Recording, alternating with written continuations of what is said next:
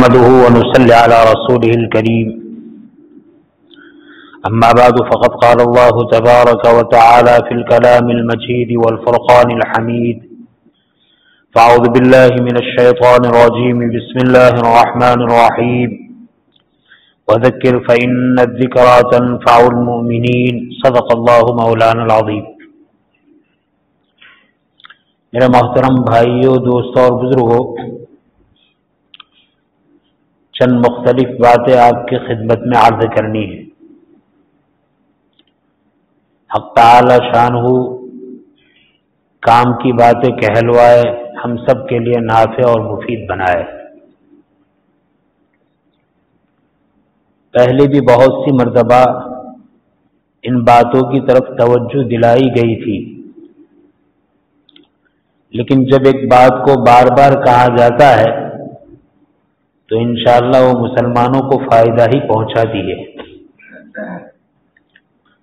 پہلی بات یہ ہے کہ ایک ہم اپنی ملک میں کوئی پیسہ رکھتے ہیں اور ایک اوقاف کا پیسہ ہے۔ میرے اپنے پیسے میں اگر میں فضول خرچی کروں تو یہ بھی گناہ ہے، اوقاف کے پیسوں میں اگر فضول خرچی ہو تو یہ بہت بڑا گناہ ہے۔ مثال کے طور پر میرے اپنے گھر میں پانی ہے، مجھے وضو کے لیے ایک لوٹے کے برابر پانی کی ضرورت ہے، اور میں نے بجائے ایک لوٹے کے 2 لوٹے کا استعمال کیا، مکروہ ہے، ممنوع ہے، برا ہے۔ لیکن اگر میں مسجد میں وضو کر رہا ہوں، بڑے بڑے اداروں میں وضو کر رہا ہوں، مسافر خانوں میں وضو کر رہا ہوں، ہوائی جہاز میں وضو کر رہا ہوں، وہاں جو پانی ہے یا تو اوقاف کا ہے یا جتنے لوگ وہاں ہیں سب کے لیے ہیں۔ اگر اس میں میری طرف سے فضول خرچی ہوئی تو یہ بڑا گناہ ہے۔ فقہ نے تو یہاں تک لکھا ہے کہ اگر اپنے مال میں اسراف کرے تو یہ مکروہ ہے، اور اوقاف کے مال میں اسراف کرے تو یہ حرام ہے۔ ہمارے ہاں ماشاءاللہ اسٹریٹ لائن ہے بجلی کی، اور رات کو اس کو چالو کیا جاتا ہے، دن میں بند کیا جاتا ہے،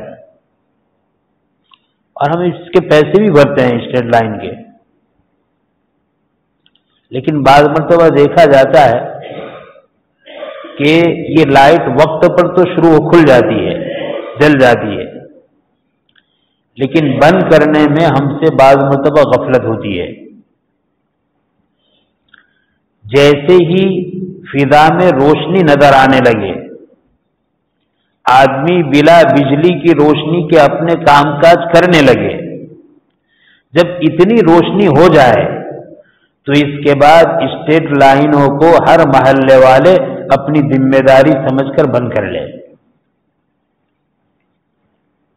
اتنی ساری روشنی ہو گئی، پھر بھی اگر ہم بند نہ کریں تو یہ مجموعی اسٹریٹ لائن میں فضول خرچی ہے۔ شریعت کی تعلیم یہ نہیں ہے۔ اسی طریقے سے واٹر ورکسوں کی لائن سے ہمارے ہاں پانی آتا ہے۔ یہ پانی جن جن لوگوں کا واٹر ورکس کی لائن سے کنیکشن ہے، تعلق ہے، سب کو اس کے استعمال کرنے کا حق ہے، لیکن پورا گاؤں جانتا ہے کہ یہ پانی سب سے پہلے گھریلو ضرورت کو پورا کرنے کے لیے ہے، اور سب کا اس میں برابری کا حق ہے۔ ہاں، اگر واٹر ورکس والوں نے کوئی اصول بنائے ہیں کہ کوئی چھوٹی لائن مانگے تو اس کو چھوٹی دی جاتی ہے، کوئی پیسے بھر کر بڑی لائن مانگے تو اس کو بڑی جاتی ہے، یہ الگ بات ہے، جائز ہے۔ لیکن اس لائن سے سب کو پانی حاصل کرنے کا اور فائدہ اٹھانے کا حق برابر کا ہے، لہذا واٹر ورکس والوں نے پانی چھوڑا اور ہمارے گھروں میں پانی آ رہا ہے۔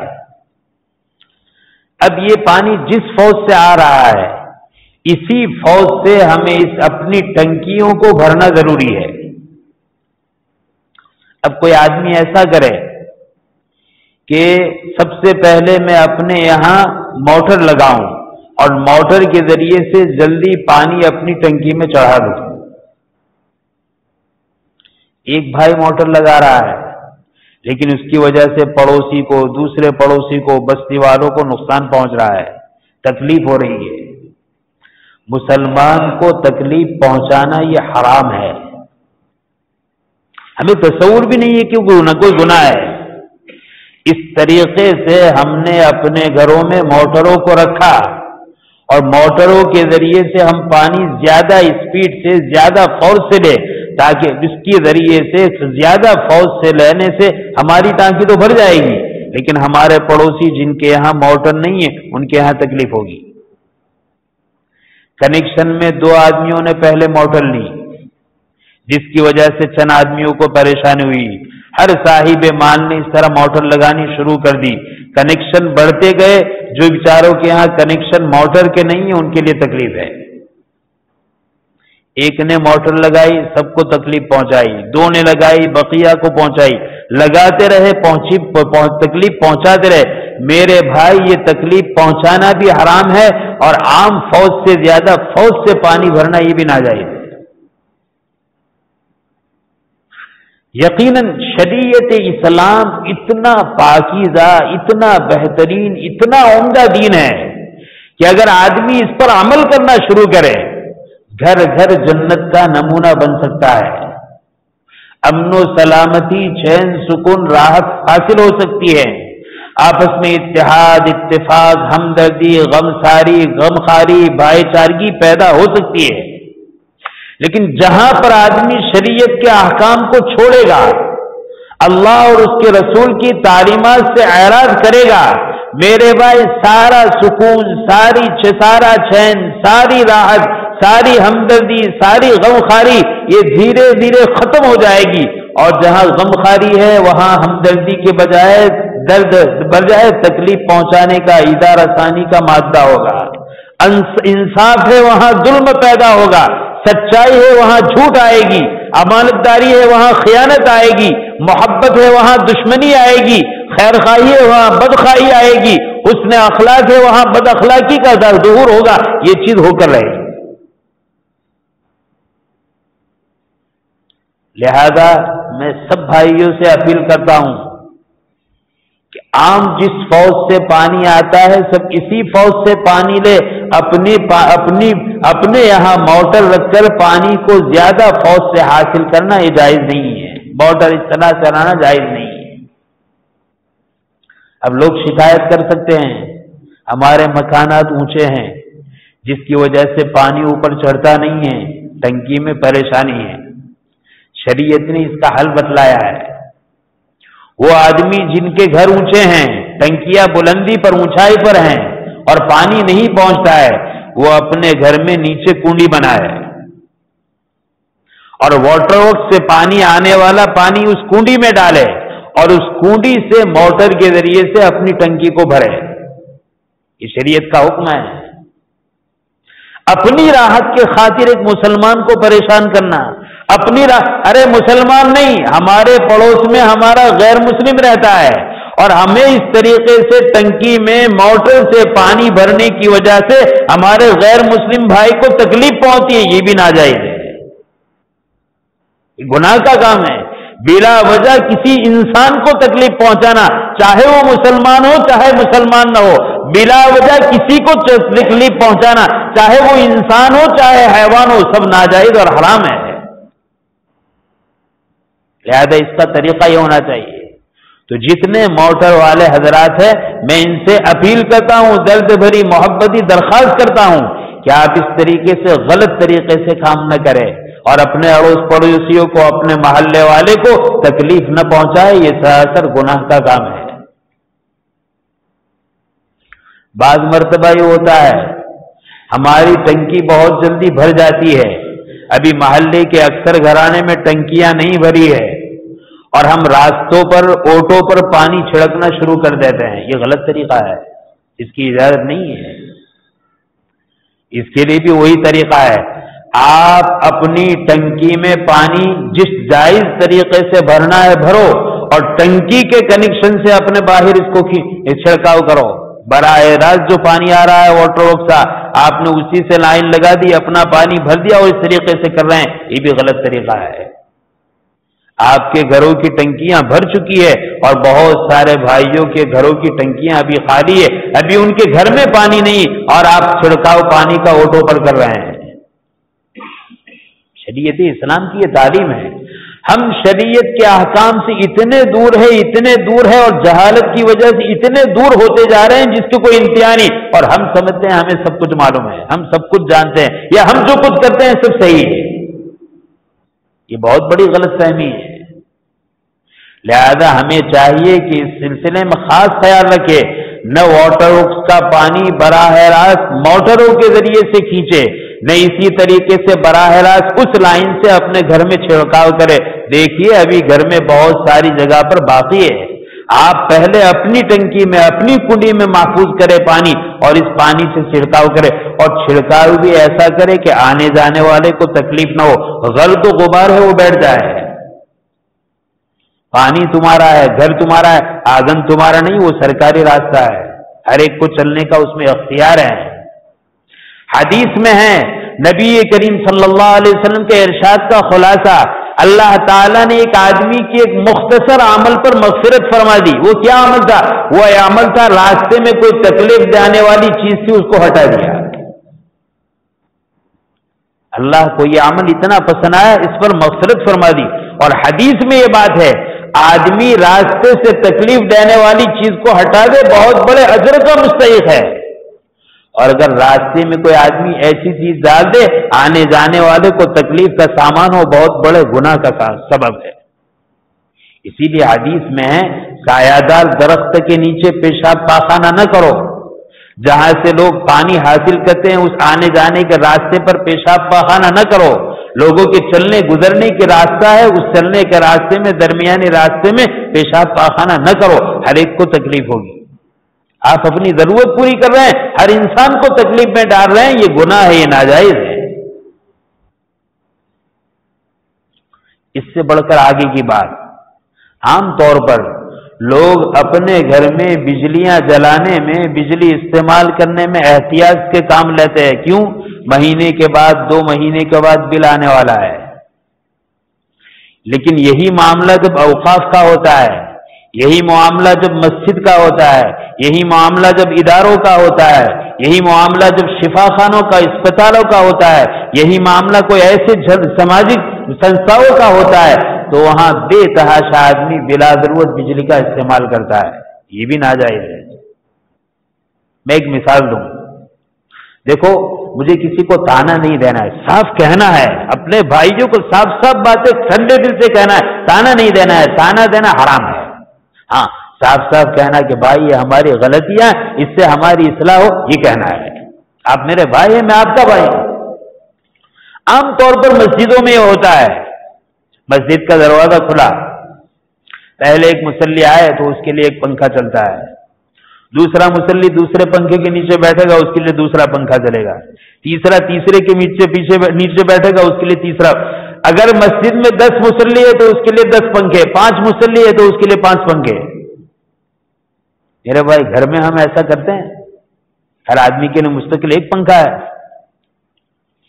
مسجدوں میں اگر آدمی مل مل کر بیٹھے تو کم سے کم ایک پنکھا دائیں بائیں آگے پیچھے 5-7 آدمیوں کو کور کر لیتا ہے، اور ہمارا حال کیا ہے؟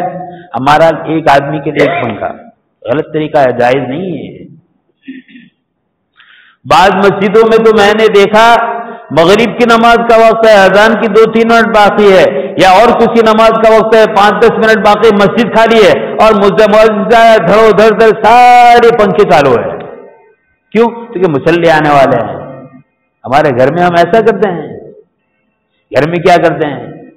پنکھا چالو ہے اور ہم باہر ہوتے ہیں، کمرے میں پنکھا چل رہا ہے اور ہم باہر۔ اگر ہمارے بیٹے نے، ہمارے بھائی نے، ہماری بہن نے، ہمارے کسی فرد نے اس طرح پنکھا چالو کر کے چھوڑ دیا یا اسی طرح بجلی چھوڑ دی تو فوراً کہتے بھائی ضرورت کی جگہ استعمال کرو، ضرورت پوری جائے ہٹ جائے، جب ضرورت سے پوری ہو جائے اور وہاں سے ہٹو تو فوراً پنکھا بند کر دو، بجلی بند کر دو، خاموخواہ جل رہا ہے۔ اپنا ہے وہ جل رہا ہے وہ خاموخواہ، اور مسجد کا جل رہا ہے وہ جائز۔ غلط طریقہ ہے۔ اور میں تو بارہا کہتا ہوں ہم دین سے اتنے دور ہو جا رہے ہیں، اتنے دور ہو جا رہے ہیں کہ مسجد میں آنے کے بعد بھی ہمیں صف بندی کی توفیق نہیں ہوتی۔ مسجد میں آنے کے بعد بھی ہم باہر بیٹھیں گے اور جب مؤذن صاحب تکبیر کہیں گے تب سب اندر آئیں گے۔ مانو نہیں، پہلی صف ہمیں کاٹنے کے لیے دوڑتی ہے، پہلی صف ہمیں جھنجھوڑ رہی ہے، پہلی صف ہمیں نکال رہی ہے۔ میرے بھائی یقین مانیے، ہر خیر اور نیکی کی طرف لپکنا اور چلنا، قرآن اس کا حکم دیتا ہے فاستبقوا الخیرات۔ اور جو آدمی نیکیوں سے اس طرح بھاگتا ہے، پیچھے ہٹ کرتا ہے، حدیث کا مفہوم تو یہ ہے کہ جنت میں داخل ہونے کا وقت آئے گا، دنیا میں نیکی کے کاموں میں اپنے آپ کو پیچھے رکھتا ہے، اللہ تعالیٰ بھی جنت میں داخل کرنے کے وقت اس کو پیچھے رکھیں گے۔ لہذا ہمارا ہونا یہ چاہیے، ہم مسجدوں میں آئے، جلدی اپنی ضرورت سے فارغ ہو، جماعت خانے کے اندر آ جاؤ، آخری صف میں، پچھلی صف میں، برآمدوں میں، یہ ہمارا کام نہیں ہونا چاہیے۔ ہمارا کام تو یہ ہونا چاہیے مؤذن صاحب تکبیر کہیں گے، اس سے ایک دو جگہ چھوڑ کر ہم سب بندی کے ساتھ بیٹھے۔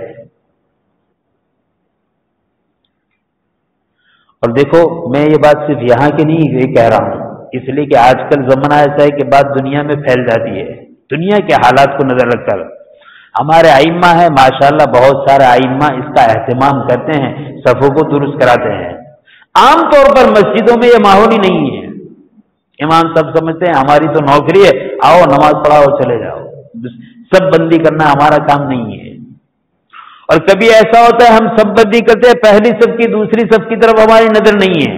نہیں، ائمہ کا کام یہ ہے، ائمہ کی ذمہ داری ہے کہ سب بندی کرے، پہلی صف کی بھی، دوسری صف کی بھی، بالغوں کے صف کی بھی، نابالغوں کے صف کی بھی۔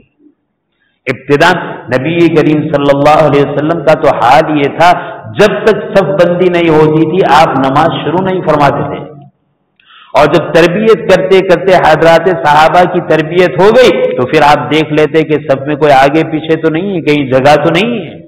یہ بھی ہونا چاہیے۔ اب سب میں کھڑے ہیں، کوئی سب کو کوئی کنارے دوسری سب میں کھڑا ہے، کوئی آگے کھڑا ہے، سب کے کنارے کھڑے ہونے کے لیے تیار نہیں، سب میں مل کر کھڑے ہونے کے لیے تیار نہیں۔ ارے میرے بھائی، پہلے ہی سے مسجد میں آ کر پہلی صفوں میں اس طرح بیٹھو، آنے کے بعد ذرا دیکھ لیا کرو کہ امام صاحب سے داہنی طرف خالی جگہ زیادہ ہے یا بائیں طرف خالی جگہ زیادہ ہے، جہاں خالی جگہ زیادہ ہو وہاں آ کر بیٹھو۔ یہ بھی ہمارا ایک مزاج ہے، ہماری ایک طبیعت ہے۔ ہم نے دین کو اپنی طبیعت کے مطابق بنا لیا، خدا پاک کی قسم یہ دین نہیں، یہ دین کے نام پر خواہشات نفسانی کو پورا کرنا ہے۔ دین تو اپنے طبی تقاضوں کو روکنا، اپنی طبیعت کو کچلنا، اپنی خواہشات کو دبانا اور اللہ کے احکام کو پورا کرنا، یہ دین ہے۔ جیسے ہی ہم مسجد میں داخل ہو، مسجد میں داخل، اب میری عادت ہے داہنی طرف کھڑا رہنے کی، چاہے بائیں طرف آدمی ہو کہ نہ ہو، میں دائیں طرف بھی کھڑا رہوں گا۔ میری تو عادت ہے بائیں طرف کھڑے رہنے کی، چاہے داہنی طرف آدمی ہو نہ ہو، میں بائیں طرف بھی کھڑا رہوں گا۔ یہ من مانی ہے، یہ دائیں اور بائیں کی فضیلت نہیں ہے، طریقہ یہ ہے۔ آدمی مسجد میں داخل ہو تو داخل ہونے کے بعد پہلے دیکھ لے امام صاحب کے داہنی طرف پہلے صف میں لوگ زیادہ ہے یا بائیں طرف زیادہ ہے، جس طرف کم ہے اس طرف امام کے قریب بیٹھنے کی کوشش کریں۔ کتاب و سنت سے تو یہ پتہ چلتا ہے کہ صف میں کھڑے رہنے والوں کو مرتبے کے اعتبار سے، بیٹھک کھڑے ہونے کے اعتبار سے، سب بندی کے اعتبار سے ثواب دیا جاتا ہے۔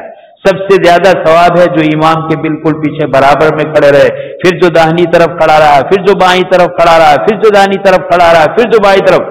بعض جگہ تو سب بنتی ہے اس طرف سے، داہنی طرف سے یا بائیں طرف سے، یہ غلط طریقہ ہے۔ سب بنے گی درمیان سے، پہلی سب بنے گی درمیان سے، پہلی سب اس طرح بنے گی، سب سے پہلا آنے والا شخص امام کے بالکل برابر میں سیدھ میں کھڑے رہیں گے، دوسرا آنے والا سب امام صاحب کی دائیں طرف، تیسرا بائیں طرف، اس طریقے سے سب بندی ہوگی۔ اور جب تک پہلی صف پوری نہیں ہوگی دوسری صف کو بنانے کی اجازت نہیں ہے۔ مجمع بڑا ہوتا ہے تو صفیں بن جاتی ہے، 1 2 3 4 5 بن جاتی ہے. پہلی صف میں بھی ادھر جگہ خالی ہے، ادھر بھی خالی ہے، دوسری صف میں جگہ خالی ہے. کیوں؟ ہمیں نیکیوں کی عظمت نہیں ہے، ہمیں اللہ کے گھر کا ادب احترام نہیں ہے، ہمیں اللہ کے گھر کی تمیز نہیں ہے. یہ ساری چیزیں اس لیے ہو رہی ہیں. مسجد میں آنے والوں کو اس کا خیال کرنا چاہیے، مل کر بیٹھے، سب بندی بنا کر بیٹھے، اور اگر کچھ کشادے بھی بیٹھ سکتے ہیں. دیکھو مسجد میں، پوری مسجد میں بیٹھنا جائز ہے، کوئی حرج کی بات نہیں. پہلی صف میں خالی ہو، آخری صف میں بیٹھ سکتے ہیں، لیکن صف بنانے کی اہمیت بہت زیادہ ہے، صف بنانے کی تاکید بہت زیادہ ہے، اور ابھی تک صف بنانے کی طبیعت ہماری بنی نہیں ہے. اس لیے علماء نے لکھا ہے پہلے آنے والا پہلی صف میں بیٹھے، صف بنا کر بیٹھے، تاکہ جب نماز کھڑی ہو تو جلدی سے صف تیار ہو جائے. اور میرے بھائی یہ تو عجیب بات ہے، ہم نماز سے 25 منٹ پہلے آ جاتے ہیں اور تکبیر اولیٰ ہمیں ملتی نہیں. نماز سے 25 منٹ پہلے برآمدے میں کھڑے ہو گئے اور امام کے قریب ہماری جگہ نہیں. برآمدے میں نہ بیٹھو، پیچھے نہ بیٹھو، آگے آ کر امام صاحب کے قریب مؤذن صاحب تکبیر کہیں گے، وہاں 1 2 جگہ چھوڑ دو اور اس کے بعد بیٹھنا شروع کرو. یہ آداب ہے. اور صف کو بہت زیادہ درست کرو. صف جتنی سیدھی ہوگی، آپس میں قلوب میں محبت ہوگی، اتفاق ہوگا، اتحاد ہوگا. روایتوں سے پتا چلتا ہے تم نے اگر صفوں میں انتشار کر دیا، تمہارے قلوب میں انتشار ہو جائے گا، قلوب میں اختلاف ہو جائے گا. بعض روایتوں سے پتا چلتا ہے چہرے مسخ کر دیے جائیں گے. لیکن نہ ہمیں نبی کریم صلی اللہ علیہ وسلم کے ارشادات کی اہمیت ہے، نہ شریعت کی سنتوں کا اہتمام ہے، کچھ بھی نہیں ہے. تو اس بات کا بھی خیال رکھیں، مسجدوں کی بجلیوں کو اہتمام سے ضرورت کے مطابق. یہ جو ہمارا مزاج ہے کہ ہم آنے کے بعد پنکھے کے نیچے کھڑے ہوتے ہیں اور ہر ایک کے لیے الگ پنکھا، اس کی اجازت نہیں ہے. یہ غلط طریقہ ہے، یہ فضول خرچی میں داخل ہے. ایک پنکھے کے نیچے آسانی سے جتنے آدمی بیٹھ سکتے ہیں پہلے بیٹھے، پھر دوسرا پنکھا، پھر تیسرا پنکھا.